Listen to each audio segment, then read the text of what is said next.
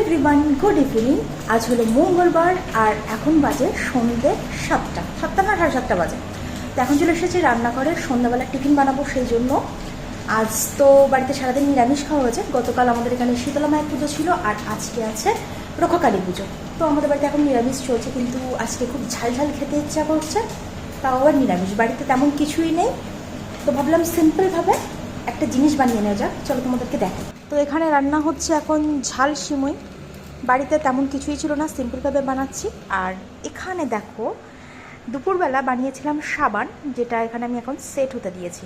তো এখানে আমার রেডি হয়ে গেছে ঝাল সিমুই, আর উপর দিয়ে একটু টমেটো কেচাপ দিয়ে দিয়েছে। আর এটা হচ্ছে পেঁয়াজ রসুন ছাড়া যে টমেটো কেচাপটা পাওয়া যায় সেটা।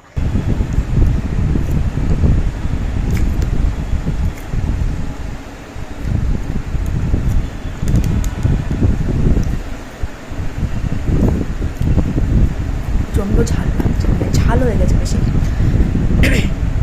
আসলে কী হয়েছে, আমাদের বাড়িতে যে মোটা মোটা লঙ্কাগুলো আছে সেটা একটা দিয়েছি, এত প্রচণ্ড পরিমাণে ঝাল হয়েছে, তো খেতে দারুণ লাগছে।